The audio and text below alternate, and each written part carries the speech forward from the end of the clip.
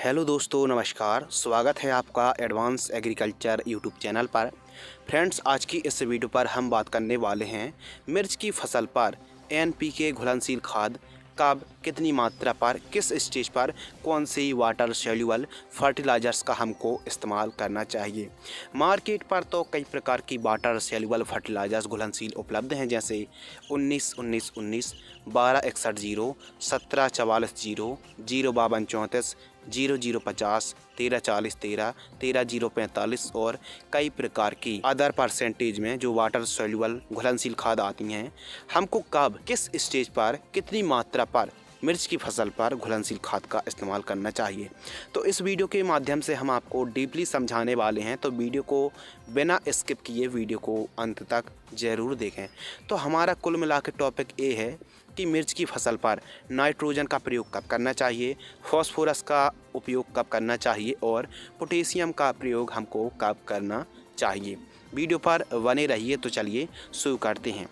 मिर्च की फसल पर या फिर किसी फसल पर मुख्य पोषक तत्व नाइट्रोजन, फास्फोरस और पोटेशियम होते हैं।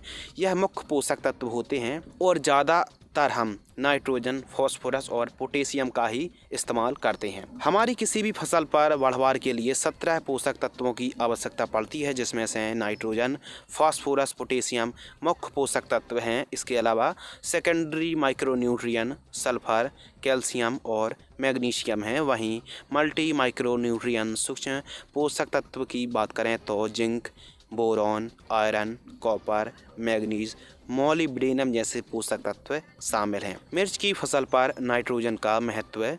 नाइट्रोजन पत्ते को हरे भरे करती है, साथ ही वानस्पतिक अवस्था में बढ़वार में सहायक होती है। प्रकाश संश्लेषण क्लोरोफिल को बढ़ाती है और वानस्पतिक अवस्था में नाइट्रोजन की अधिक ज़रूरत पड़ती है।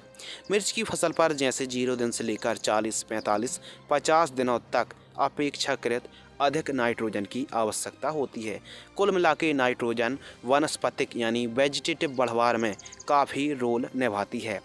इसके अलावा फास्फोरस मिर्च की फसल पर जड़ों को मजबूत करती है। तने को मजबूती के साथ साथ जड़ों का विकास करे एवं फूलों की संख्या बढ़ाती है। फूल की अवस्था पर ज़्यादा लाभदायक है फास्फोरस युक्त खाद, इसलिए हमको फास्फोरस बेस खादों का फूल की स्टेज पर ज़रूर प्रयोग करना चाहिए।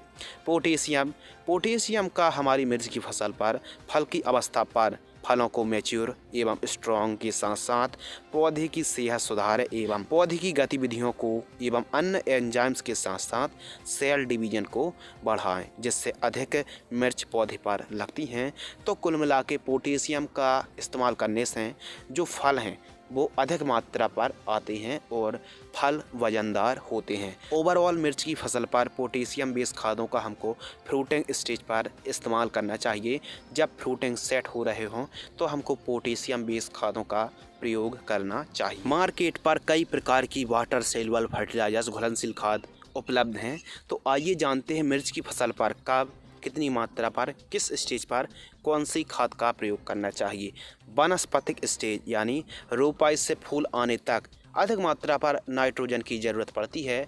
तो इस स्टेज पर आप 19-19-19, 17-44-0 और 12-61-0 जैसी खादों का आप प्रयोग कर सकते हैं। आप कितना करना है, यदि आप ड्रिप से खेती कर रहे हैं मिर्च की तो 2 से 3 किलोग्राम प्रति एकड़ की दर से 3-4 दिनों के अंतराल पर आप ड्रिप सिंचाई से छोड़ सकते हैं। फ्लावरिंग स्टेज पर यानी जब मिर्च की फसल फूल की अवस्था पर होती है तो आपको 0-52-34, 17-44-0 और 12-61-0 जैसी खादों का आप प्रयोग कर सकते हैं। कुल मिला के मिर्च की फसल फ्रूटिंग स्टेज पर हमको पोटास बेस खादों का इस्तेमाल करना चाहिए। पोटास बेस खादों का इस्तेमाल करने से मिर्च की फसल पर अधिक मात्रा पर प्लांट्स पर मिर्च लगेंगी। मिर्च वजनदार होंगी, चमकदार होंगी और काफ़ी अच्छी क्वालिटी देखने के लिए मिलेगी। तो फ्रूटिंग स्टेज पर फ्रूट सेट करने के लिए आप पोटास युक्त खादों का आप इस्तेमाल कर सकते हैं। तो मिर्च की फसल पर आवश्यकता अनुसार ही घुलनशील खादों का आपको प्रयोग करना चाहिए, क्योंकि जब हमारी फसल छोटी होती है तो कम न्यूट्रिएंट, कम पोषक तत्व, कम भोजन की आवश्यकता पड़ती है। 2-3 किलोग्राम आप प्रति एकड़ की दर से छोड़ सकते हैं, लेकिन जब फसल बड़ी हो जाती है तो अधिक भोजन, अधिक न्यूट्रिएंट और अधिक पोषक तत्वों की आवश्यकता पड़ती है। तो जब फसल बड़ी हो जाती है, फ्रूटिंग स्टेज पर होती है, तो जो खाद आप घुलनशील 2-3 किलोग्राम छोड़ रहे थे, अब वही खाद आपको 3-4 किलोग्राम प्रति एकड़ की दर से छोड़नी पड़ेगी।